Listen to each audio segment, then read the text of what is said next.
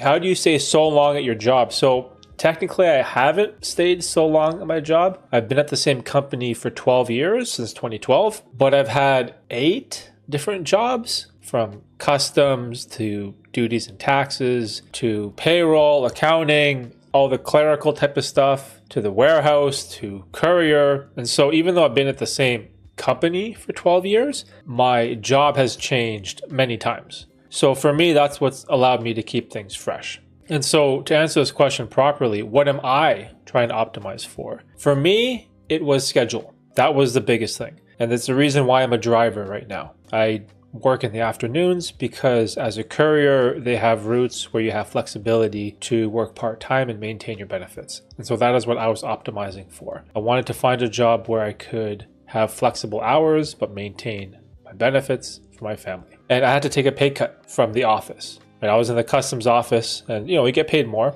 I was working full-time, higher wage, took a pay cut, part-time, lower wage. And so again, what are you trying to optimize for? So if you are younger, let's say you don't have kids yet, you don't have a home, and you're trying to save up, you probably want to optimize for hourly wage or salary, right? Especially when you don't have as many family obligations.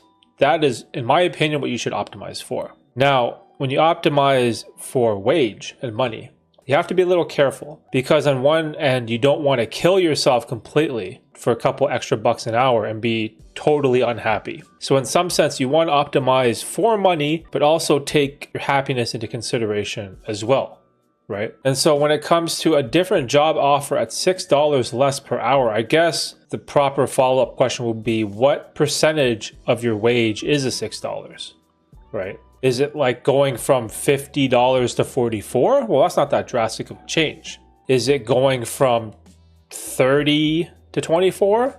25 to 19? Then it's a greater percentage, right? And so I think you have to weigh your options. Do you want to optimize more for wage or more for happiness? And sort of figure it out, right?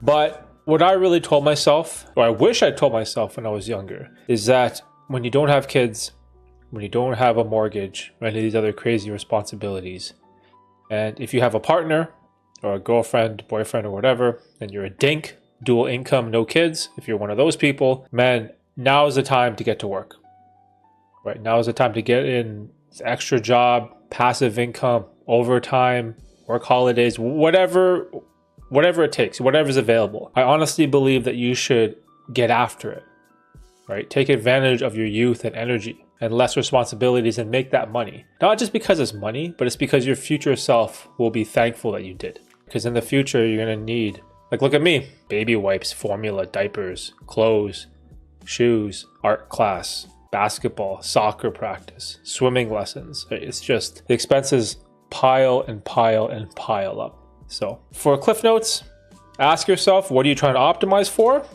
Try to balance it out, and hopefully you'll make a good decision. Plus the house hunting, switching jobs could put a wrench into those plans. Yeah, especially if you're trying to get a mortgage from the bank, right? Banks like to see high salary, high wage, high paycheck, high income, right? So job stability. I'm doing great. I feel better than I did yesterday, and I have recently thinking about changing my work. Yo, look at this. Yo, we're making progress, boys.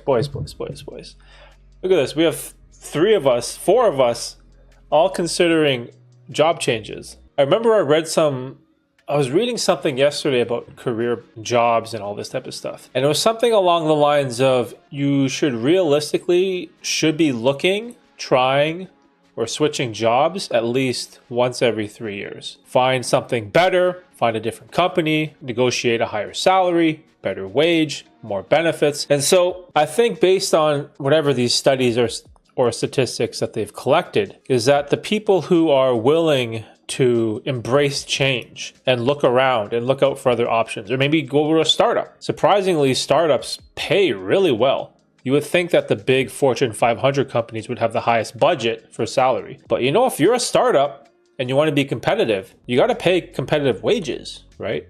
And so I've been thinking about this a lot too. Well, you guys know, I'm always looking to improve, right? Doing something with my life. I love it, Bean. Good for you, man. Good for you. X Long, What's up, Derek? Do you believe staying loyal to a company is important? Or should you get what you can from a role ASAP and try to move to a new company and use the experience as leverage, etc.? What's up, dude? Welcome to the stream. Good question. So I believe this idea of staying loyal to a company is outdated. This is actually a term or description or concept from the boomer generation. And also, was it from the post World War II type of age?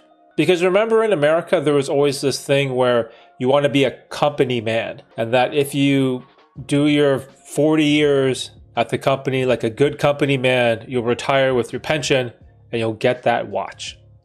And everyone always wanted that watch. It's like a sign of loyalty. It's a sign of accomplishment. But times were different back then, right? Imagine, I don't know, 60s or something, 50s, you quit your job. What do you got to do? Look in the classified of the newspaper for a job? Like it's tough, right? There's no remote work. There's no internet work.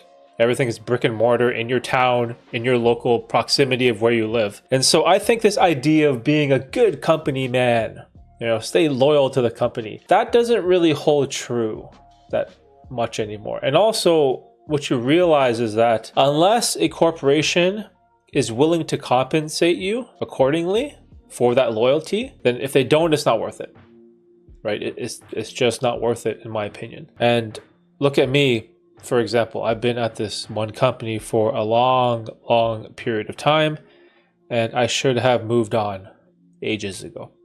And what have I got out of my loyalty? They gave me $100 this year for not calling in sick for a year. I have drove safe for 5 years straight. I think I got a bunch of steak knives.